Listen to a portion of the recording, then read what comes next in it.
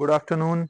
आज अचानक से मेरा दोपहर में आने का रीजन लगा कि एक बार आपसे शेयर कर लूं।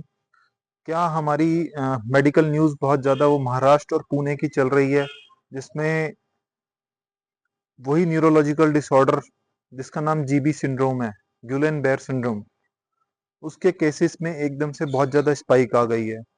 टोटल नंबर ऑफ केसेस 73 हो चुके हैं पुणे में, और पिछले 4 दिन में तो 26 केसेस डिटेक्ट हो गए हैं।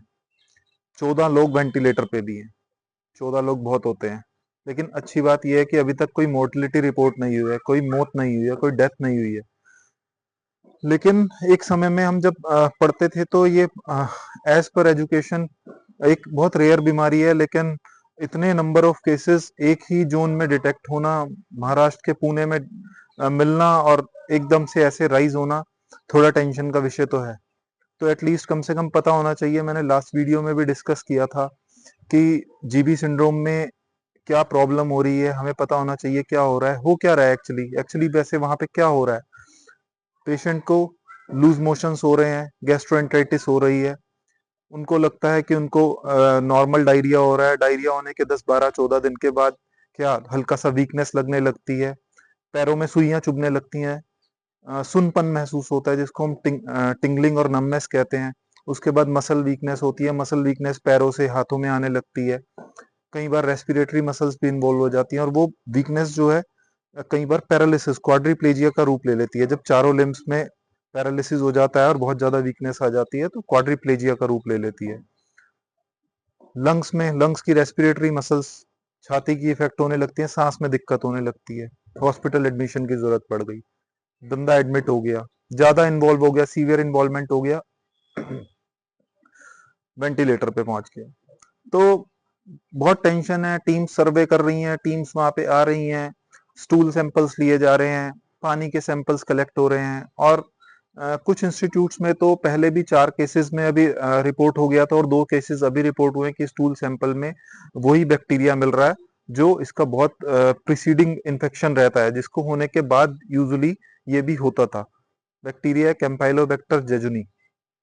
तो कैंपाइलोबैक्टर अगर मिल रहा है तो प्रीसीडिंग इन्फेक्शन है, लूज मोशंस हो रहे हैं, आगे हमारी जीबी सिंड्रोम में ट्रांसफॉर्म हो रहे हैं। ये अच्छी बात है कि सारे केसेस जिनमें लूज मोशंस हो रहे हैं, जिनमें इन्फेक्शंस हैं, उसमें वो रेशो बहुत कम है कि लगभग 1000 केसेस में एक केस जीबो 1000 केसेस में अगर लूज मोशन हो रहे हैं तो एक केस में ही जीबी सिंड्रोम में ट्रांसफॉर्म हो रहे हैं।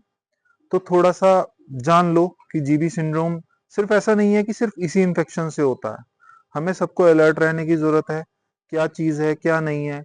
तो जीबी सिंड्रोम एक ऑटो इम्यून डिजीज है, जिसमें हमारी बॉडी अपने आप ही, हमारी बॉडी का इम्यून सिस्टम वो हमारी बॉडी का ही दुश्मन बन जाता है, हमारी बॉडी की नर्व सेल का ही इफेक्ट करने लगता है, उन्हें ही मारने लगता है। और सडनली होता क्या है, शुरुआत वही पहले कोई इन्फेक्शन हुआ, पेट खराब हो गया, गला खराब हो गया, फ्लू लाइक इलनेस हो गई, जैसे कोविड-19। अब तो एक प्रीसीडिंग इन्फेक्शन सिर्फ कैंपेलोबैक्टर नहीं है, कैंपेलोबैक्टर के साथ जीका वायरस पहले सुनने में आया था लास्ट ईयर, और कोविड-19 भी आ गया, बहुत सारे अब इन्फेक्शन आ गए हैं। तो पहले इन्फेक्शन हुआ, 12-14 दिन के बाद हल्की सी पैरों में वीकनेस लगने लगी, वही सुइयां चुभने लगी, पैरों में सुनपन लगा, मसल वीकनेस होने लगी, चारों लिम्स इफेक्ट हुए, बंदा क्वाड्रिप्लेजिक होने लगा। तो जब ऐसा लगने लगे तो अपने क्लिनिशियन से, अपने कंसल्टेंट से जरूर एडवाइस ले ले, पहली चीज। दूसरी चीज, किसी भी चीज को, गले खराब को, पेट खराब को लाइटली मत लो, उसको एक बार एक्सपर्ट ओपिनियन जरूर ले लो। और अगर थोड़ी सी भी टेंशन होने लगती है, थोड़ी सी भी इन इन्फेक्शन के बाद 10-12 दिन के बाद ज्यादा यही फीचर्स आते हैं कि पैरों में सुई चुभ रही है, सुनपन आ रहा है, या फिर मसल वीकनेस लगने लग रही है, खड़े नहीं हुआ जा रहा, लिथार्जिक लग रहा है, तो तुरंत अपने डॉक्टर के पास पहुंच जाओ। उसकी ज्यादा वेट मत करो, क्योंकि कुछ जोन्स में भी स्प्रेड होता है, कई बार केसेस रिपोर्ट नहीं होते हैं।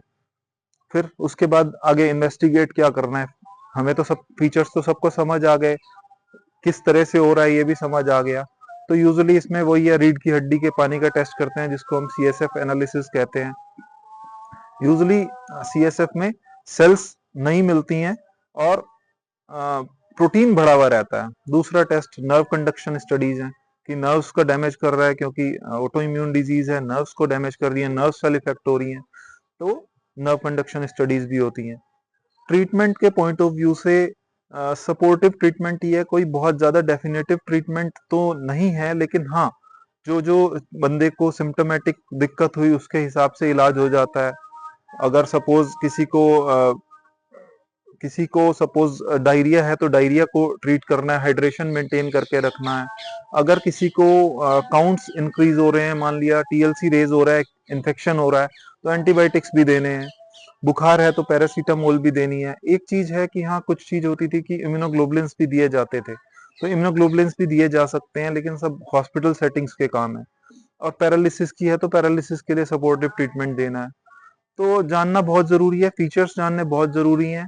आज की शेर है, केसेस बढ़ रहे हैं, अलर्ट रहना चाहिए, हमेशा अपने क्लिनिशियन को दिखाते रहें और अपना ध्यान रखो, अपनी इम्यूनिटी को अच्छा रखो, जिससे कि इन्फेक्शन की चपेट में मत आए। बाय बाय, फिर मिलेंगे, टेक केयर।